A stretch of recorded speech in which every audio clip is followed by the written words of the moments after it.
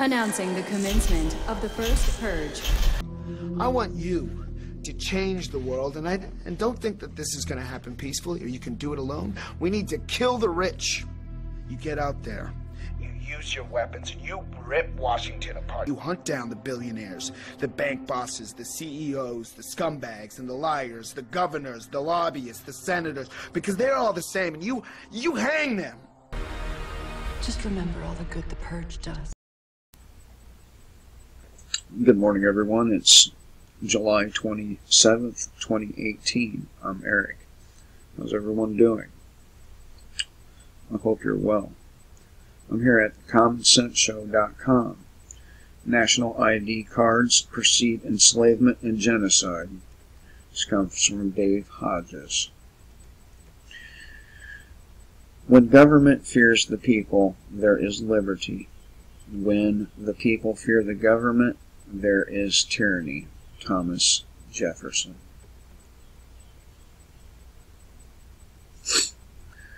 America is about to embark upon a perilous path, one from which there will be no return.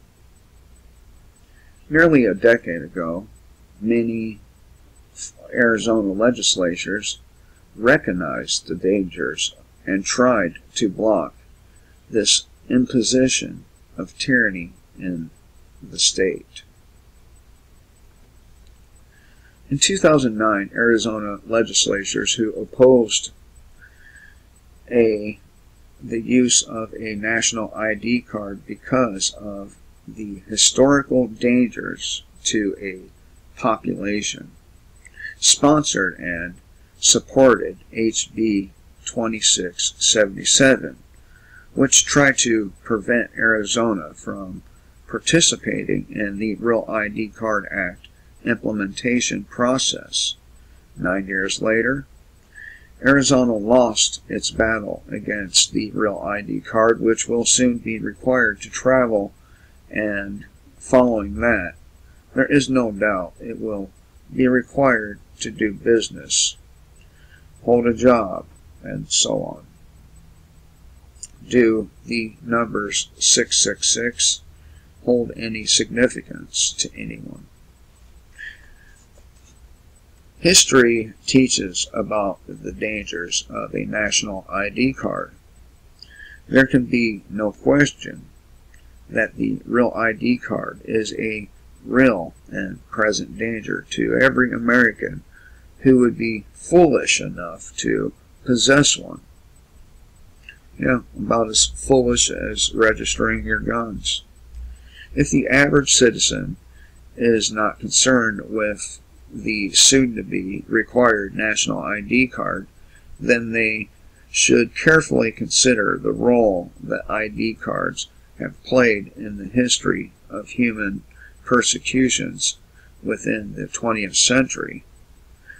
The prevalence of national ID cards should concern all persons who are mindful about preventing a future national genocide similar to what happened in Rwanda and Germany. In Nazi Germany, 1938, only a few months before the night of the broken glass, in which Jewish businesses were targeted by the infamous brown shirts for destruction, the notorious J-stamp was introduced on national ID cards and then later on passports. The use of the J-stamp ID cards by Nazi Germany preceded the Yellow Star of David badges, which led to the subsequent deportation of gypsies, Jews, homosexuals, and political dissidents to the infamous Nazi death camps. In Norway, where yellow cloth bandages were not introduced, the J-stamp, or the J-stamped ID card was used in the identification of more than 800 Jews deported to death camps in Eastern Europe.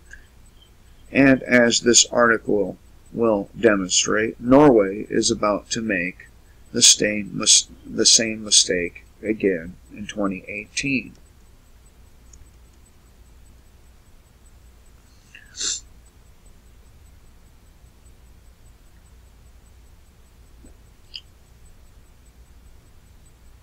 America has indeed been living on momentum which began with the Founding Fathers and has been perpetrated by successive generations of American people until recently. Increasingly, the American people are witnessing the abrogation of their political rights, their economic futures, and the heritage of its children. Yet, the events which would have plunged America into the throes of a bloody revolution only a couple of generations ago are met with notable indifference today. I have to disagree with them. I mean, there is lots and lots of stuff for the American people to engage in a bloody civil war. Lots of it throughout the 20th century, and they did nothing.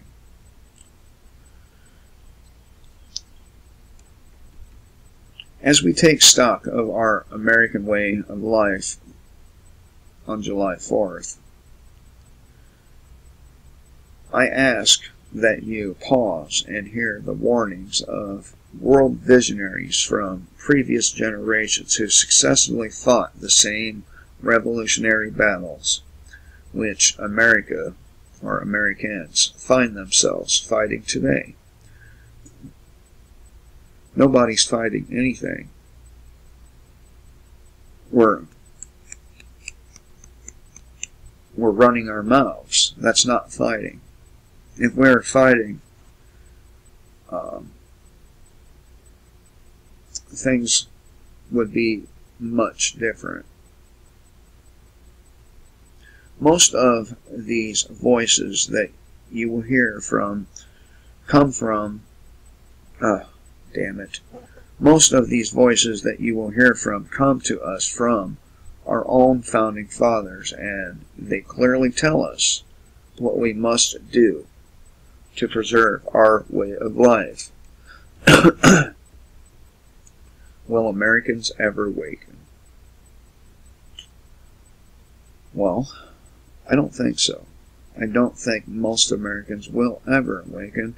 I think as long as we have televisions, beer, our lazy boys, comfort, entertainment, the American people will never do shit. And that's why I keep telling you, the best thing that can happen to our country is a long-term power outage.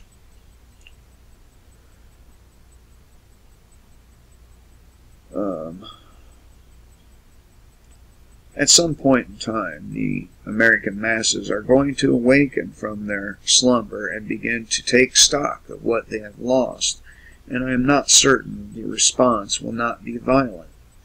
The masses will angrily wonder how things change so quickly. However, the truth is that some Americans have been warning the country about the very dangerous path that our country is on and how it is a threat to our way of life and potentially lethal to our very means of existence. Yet, the early revolutionaries of any movement are met with derision and charges that they are lunatic conspiracy theorists. Derision. Time will tell if enough Americans will heed the clarion call from those who see real danger in our midst. Warning from Scripture. Now, most of you know I'm not a real religious person, but you know, the book of Revelations gives us a lot of insight as to what we should be expecting.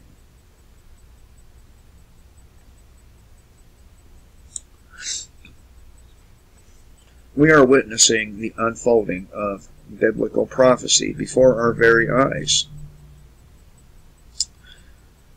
With the soon-to-be enforcement of the Real ID card, where one cannot legally travel without it, ask yourself, how long will it be until you will not be able to buy and sell without being marked by the federal government? How long will it be until this administration makes Christians display something like the infamous J stamp? Yes, I know. You say that it cannot happen here, and that is precisely what the Jews said in the 1930s. I'm sure they said, if you have nothing to hide, then you should not mind a national ID card. Identification cards in Rwanda were the key factor in shaping, defining, and perpetrating ethnic identity and subsequent ethnic cleansing. Once the 1994 genocide in Rwanda began, a national ID card with the designation Tutsi constituted a death sentence at any checkpoint. No other factor was more significant in facilitating the speed and carnage of the 100 days of mass killings in Rwanda. The national ID, the Real ID national identity card must contain physical security features designed to prevent tampering, counterfeiting, or duplication of the document for fraudulent purposes. This provision potentially opens the door to some very frightening set of additional requirements, such as a fingerprint or retinal scan. What the Homeland Security provisions will entail for the ID card is unknown at this time. What is known is that Homeland Security has essentially been given a blank check to enact some very draconian security and enforcement procedures. Of course, the decision or the discussion of this bill was held in the full view of the public, right? Not exactly. The bill was passed as a rider on a military appropriations bill with very little fanfare or media coverage. Proponents of the Real ID Act or Card Act state that such a citizen identification measure is needed to protect us from terrorist incursions which threaten our safety and well-being. Recent polls suggest that as many as 65% of all Americans have not heard of the Real ID Card Act. Presumably, even a higher percentage of Americans fail to understand the provisions of the Act, and even fewer understand that this law could potentially mean the loss of civil liberties. If this act is so good for Americans, why haven't more Americans heard of it?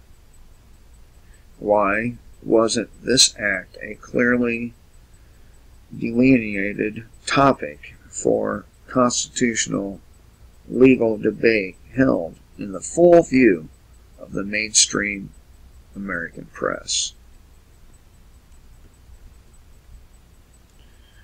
At an at an anticipated cost of the $1 billion it's going to take to implement, individual driver's licenses will be reissued in order to fully meet federal standards. At a minimum, the cards will contain your name, birthday, gender, a national ID number, a digital photograph, address, and a common machine readable technology that Homeland Security will decide upon at some future date. However, the Department of Homeland Security is given the final say as to what may appear on your national ID card. This type of discretion opens a Pandora's box as to the specific categorizations which characterized Nazi Germany and Rwanda ID cards, and the fact that DHS is in charge of the ID process violates the 10th Amendment.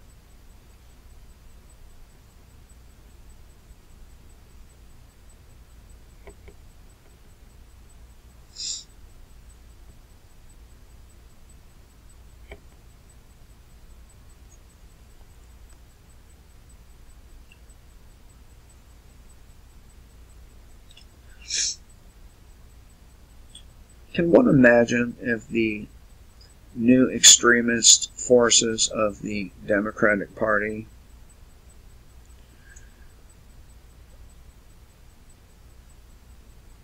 has access to this Orwellian technology after being elected to Congress? The end game is tyranny. However, do we really want to keep, or do we really want to open this door for a future despot? This is precisely why we have a Constitution and why the preservation of the separation of powers was so important to the Founding Fathers.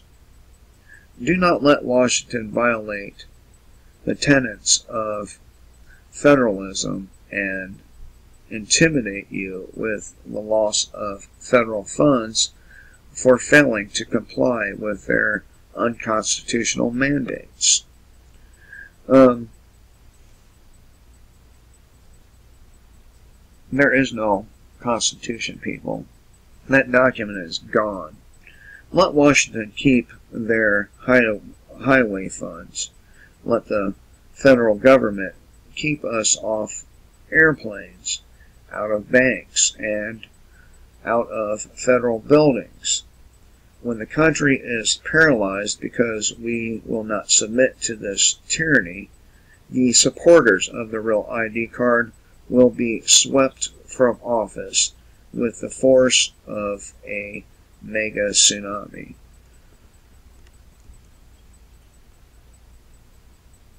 At the very least, legislation creating an identity card should have been carefully defined and should have limited the person or persons who would have access to such information and provide means of segregating information that unauthorized persons would not need to see.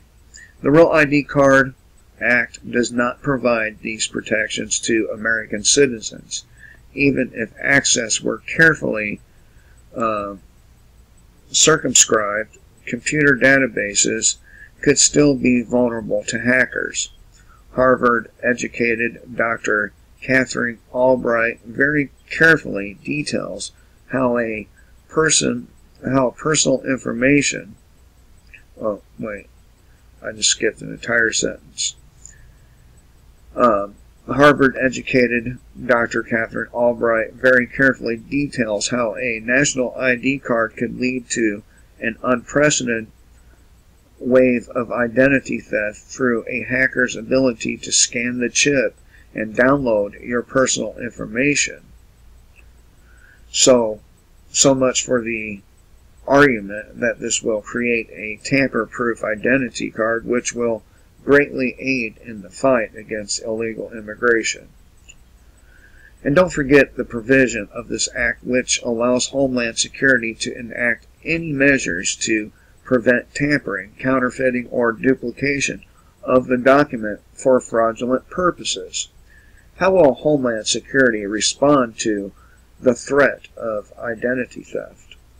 Will Americans be forced to accept an implanted RFID chip in our hands or foreheads? On this point, I wish I could say that I'm being fictitious.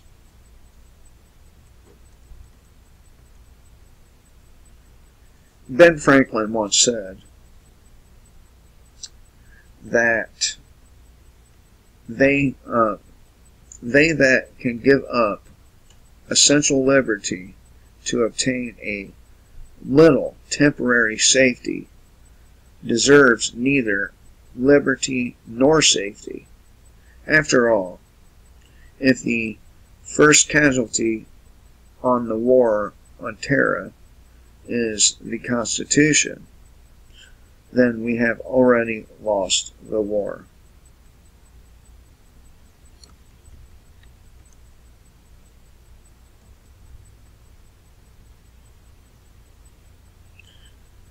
Do you think ID cards, as bad as they are, will constitute the end of the system of tyranny?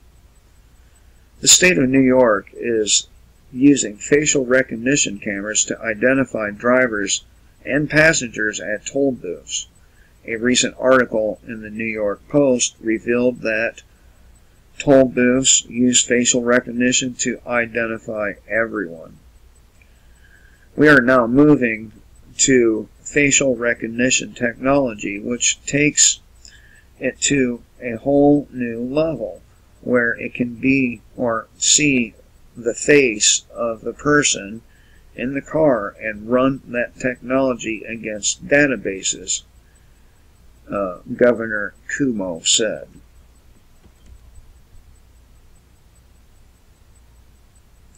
There is one question that I would like to leave you with.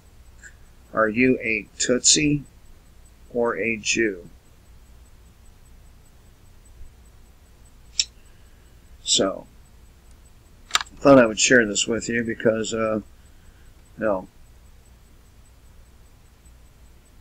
with each one of these steps taken by the feds, federal government, your state, your cuffs and shackles are tighter and tighter and tighter, and before you know it, you have no circulation at all. Before you know it, you're not going to be able to move around. You're not going to be able to buy the things that you enjoy now. You're not going to be able to do anything.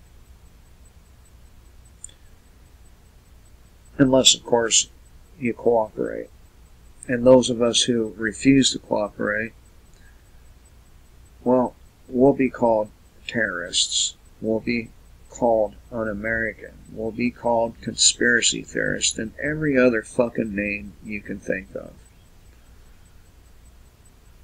So, I hope everyone has a great day. And remember, kill the state before the state kills you.